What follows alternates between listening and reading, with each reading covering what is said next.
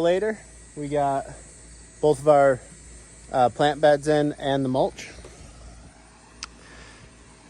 You can see that all looks really nice. I don't remember if I showed it yesterday, but I had a big pile of brush out there that I chipped up yesterday. You can see it out there. So that's what I'm using. That's not something that you would want to use for like a mulch, like in an actual garden bed. You want to use something that's more in the process of breaking down. Something like this will actually rob nutrients from your plants. I'm just using it here as a ground cover because the actual garden bed is going to have sand in it. So that's why we're doing that. So the next step is we're going to be hauling sand from over there right back over here and fill these up. And after we do that, I'll bring you guys back and we'll start plumbing up the misters. All right, so now we're on to the final step. We got everything all filled in with sand. So we're going to use a Schedule 40 3/4 inch PVC pipe. We're going to glue these together. I ended up getting misters from Drip Depot again. These are the ones I'm going to be using. These are cleanable and you don't need a pressure reducer with them, so you can run them obviously without a pressure reducer. So we got 5 of these, which is exactly what we need. The recommended horizontal spacing is every 2 feet. So we're going to have one on the end, one on the middle, one in the middle, another in the middle, and one on the end. I'm going to be using these hand cutters for PVC that I have. You could use a handsaw or 1,000 different options for cutting PVC. I've got my bucket of fittings here. Really, what we're going to be looking at is this is going to be our hose adapter on the end here. So this is where our hose will screw into. I got a ball valve to put on the end down here. That way at the end of the season, I could drain the line without having to remove it. I think that'll work all right.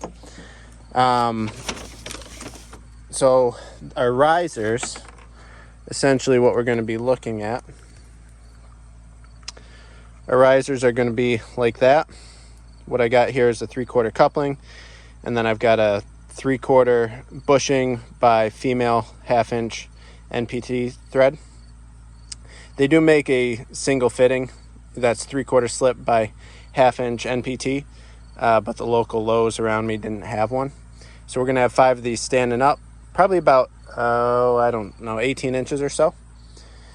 And finally, we got ourselves a mist timer here.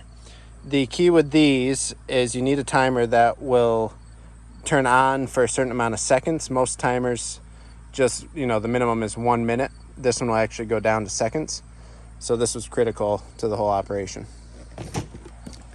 So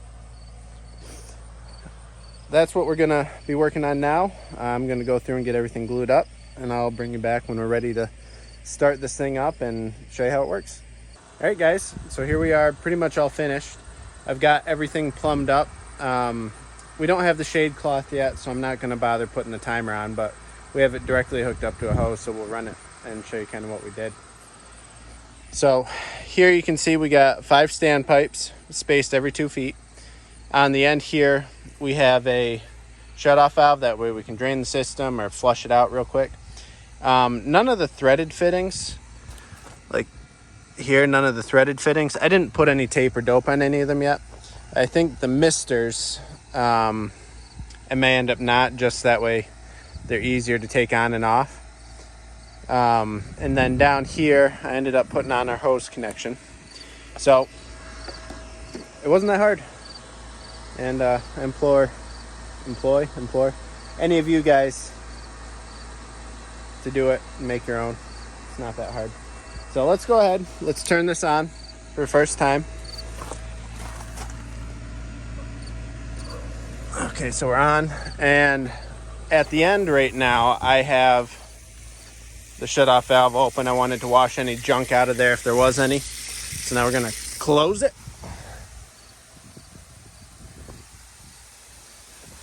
There we are, guys.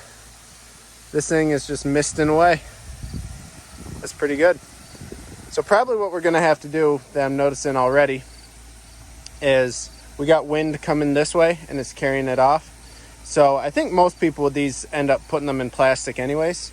So I've got some plastic over there. So we'll do the plastic shade cloth, and that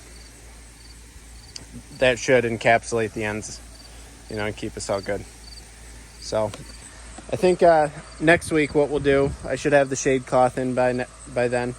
So next week we'll do the plastic, we'll do the shade cloth, and we'll actually take some cutting off the hydrangeas over here. They're all looking good. And yeah, I think that's it for this week.